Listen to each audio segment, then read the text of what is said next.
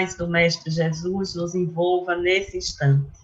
Estamos começando mais um Evangelho Virtual do Prozebem, em que nós podemos, nesses instantes, nos conectar com a espiritualidade amiga, com Jesus, com nosso Pai, porque estamos reunidos em nome de Jesus, para estudar o seu Evangelho de luz e de paz. Vamos fazer a nossa leitura preparatória, que tem conexão com o tema que nós trabalharemos hoje. A leitura é um poema do poeta Antero de Quental, em espírito, uma psicografia de Chico Xavier. Então, vamos ver, o título desse poema é A Dor. Diz assim: vi a dor caminhando em negra estrada, qual megera da sombra em noite escura, e perguntei ralado de amargura: por que nasceste, bruxa desvairada? Por que ostentas a espada estranha e dura sobre o seio da vida atormentada, reduzindo a miséria cinza e nada, todo sonho de paz e de ventura? Mas a dor respondeu: cala-te, amigo. Na torturada senda em que prossigo, o veneno do mal morre infecundo. Sem meu gládio, que salva pouco a pouco, o homem padeceria cego e louco, em tenebrosos cárceres do mundo.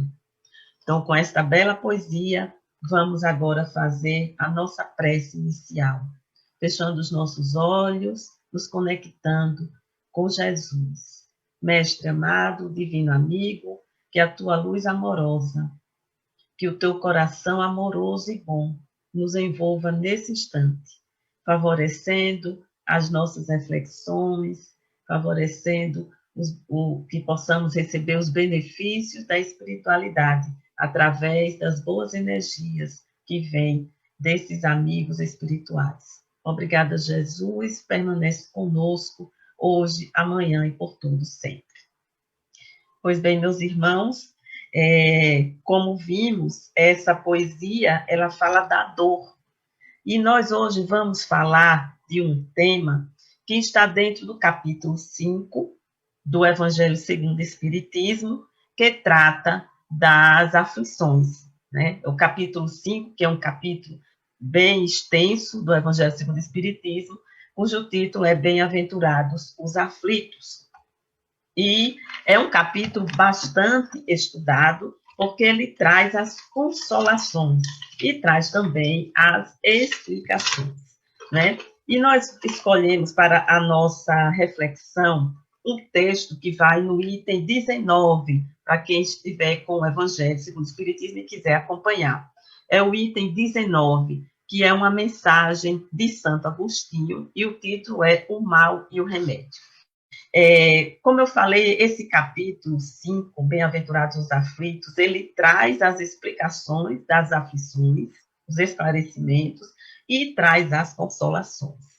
E como nós, muitas vezes, buscamos consolações para os nossos sofrimentos, as nossas dores, as nossas angústias, estando encarnados. Todos nós buscamos as consolações. Nós sabemos que a prece é um desses recursos em que nós adquirimos, podemos reabastecer a nossa fortaleza moral para o enfrentamento das dificuldades, né? E esse capítulo trata disso. Agora, esse texto especificamente de Santo Agostinho, ele vem trazer uma consolação através de uma chamada, um alerta para nós. Acho bonito esse texto, porque ele vem mostrar para nós uma forma de entrarmos em uma paz interior, mas através da reflexão, do raciocínio, da compreensão, né? Então, vamos ver o que Santo Agostinho diz nesse texto.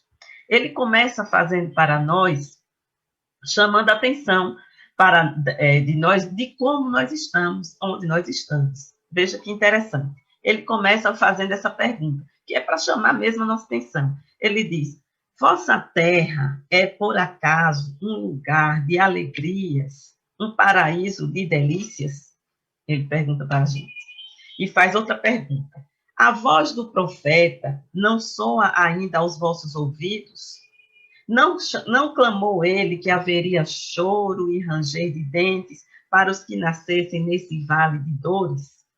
Então, ele usa dá um saculejo, né? Para nós que estamos em sofrimento, todos nós, uns mais, outros menos, épocas sofremos mais, épocas menos, mas todos nós estamos envolvidos nesse processo, porque vivemos num mundo de provas e expiações. Então, ele vem chamar a atenção. Vocês que choram, por acaso a terra é um lugar de delícias, de alegrias? E nós sabemos que não. Nós sabemos que a terra é um lugar em que vivenciamos as provas, as expiações necessárias para o nosso restabelecimento com a lei de Deus e para o nosso aprendizado, né? As expiações para o restabelecimento com a lei de Deus e as provas para o nosso aprendizado. Então, ele chama logo a atenção disso aí, né? E aí ele vai dizer, ele fala diretamente para nós quando estamos passando por dores e estamos nos sentindo muitas vezes enfraquecidos, né? E aí ele vai perguntar o seguinte, logo depois, no segundo parágrafo, se a gente só reconhece Deus, né, a patagas do nosso corpo, quando ele enche os nossos dias de alegria. Então, nós reconhecemos Deus só nos momentos em que estamos bem? É isso que Santo Agostinho está perguntando. Quando nós vamos reconhecer o poder de Deus, a mão de Deus, né, simbolicamente, a presença de Deus, a presença do Senhor em nossas vidas, nos momentos de dor e de tristeza. Santo Agostinho está levantando isso. Nós espíritas que temos tanto conhecimento de quem somos, para onde vamos, de onde viemos, qual é o objetivo da vida, né? Nós sabemos disso. Na hora da dor e do sofrimento, nós lembramos que ali está a mão de Deus. Efetivamente, nós sabemos ou lembramos disso, ou nós nos entregamos ao sofrimento que a dor nos traz. Porque a dor, ela vem, mas o sofrimento, ele pode ser inexistente, ele pode ser pequeno, ele pode ser grande, ele pode ser curto, ele pode se estender ao infinito, depende de como nós vemos, né? Como nós encaramos esse sofrimento. E aí, Santo Agostinho vai perguntar, até quando os vossos olhos só alcançarão os horizontes marcados pela morte? Quando, enfim, vossa alma quererá lançar-se além dos limites do túmulo? Interessante esse questionamento de Santo Agostinho, porque nós sabemos que a vida prossegue, nós sabemos que estamos aqui de passagem, mas que nós vivemos de acordo com esse conhecimento que nós temos. Será que a morte ela nos causa um impacto maior do que deveria causar? Porque nós sabemos que a morte ela é apenas uma passagem. Isso não quer dizer que nós não vamos ser impactados com a partida dos entes queridos, ou com a nossa própria partida, né? Quando chegamos no mundo espiritual, queira que não queira, nós temos um choque vibratório. Mas até quando e em que limite, em que percentual nós estamos valorizando essa passagem de uma forma negativa? É disso que Santo Agostinho está chamando a nossa atenção, né? Até quando? Né? Até quando nós, como ele diz, quando, enfim, vossa alma quererá lançar-se além dos limites do túmulo? São coisas, meus irmãos, que nós precisamos nos perguntar, porque às vezes as dificuldades da vida, até a morte, até uma enfermidade, ela causa em nós um abalo maior do que eu deveria causar. Porque a dor da separação existe, a saudade, né? Essas coisas, mas às vezes ela causa um impacto muito maior. Se causa um impacto muito maior do que o esperado, do que o natural, é porque nós não estamos vivenciando realmente o conhecimento que a doutrina espírita nos traz. Porque o conhecimento que a doutrina espírita nos traz, ele deve nos dar, nos proporcionar uma serenidade, uma tranquilidade, uma compreensão das dificuldades da vida, né? Se ainda não estamos nessa condição, devemos então estudar mais, devemos então meditar mais, conhecer mais o Evangelho do Cristo, conhecer mais a proposta esclarecedora e consoladora que a doutrina espírita nos traz, né? Pois bem, aí Santo Agostinho ainda vai mais além. Veja que ele está aqui chamando a atenção da gente. Ele vai mais além e ele vai dizer uma coisa interessante, que quando nós estávamos desencarnados, quando nós vagueávamos no espaço, nós escolhemos a nossa prova. É isso que ele diz aqui. Nós escolhemos, né? Porque estando com uma visão mais ampla da vida, nós temos a certeza de que passaríamos por aquela prova até com uma certa dificuldade. Escolhemos. E aí ele vai perguntar assim, por que murmurais agora? Né? Então, por que nós murmuramos tanto agora, diante das provas, das dificuldades e até das expiações que são necessárias? É um chamamento para nós nos perguntarmos. Devemos sim procurar consolação, devemos procurar um conforto espiritual, fortalecimento, tudo isso nos é lícito, é válido, sim, mas devemos também buscar o raciocínio, a compreensão, o estudo mais aprofundado do Evangelho, que vai nos proporcionar uma fortaleza moral, né? Uma fortaleza moral. Pois bem, mas aí, como o título que Santo Agostinho traz, o mal e o remédio. O mal, aqui, que ele está retratando, é o sofrimento, é a dor, ele está considerando aqui como o mal. E o remédio? Qual é o remédio para isso tudo, né? Então, ele vai dizer aqui qual é o remédio. Ele diz assim, que remédios... Esse texto é muito cheio de perguntas, né? Mas as perguntas são muito importantes para nós. Inclusive, nós devemos fazer muitas perguntas para nós mesmos, para poder a gente, com as perguntas que fazemos a nós mesmos, nós fazemos um mergulho interior, nós vamos nos descobrindo. E Santo Agostinho pergunta, que remédios, pois, poderíamos dar aos que foram atingidos por obsessões cruéis e males pungentes? Por dores, pode ser de obsessões e de males, de todos os males. E ele responde, ele dá a seguinte resposta, um só é infalível, um só remédio é infalível. Que remédio é esse? A fé. A fé. E ele diz, voltar os olhos para os céus, para o céu. Portanto, a fé, ela é o remédio. Por quê? Porque a fé, ela é a confiança, ela é a certeza de que Deus é Pai.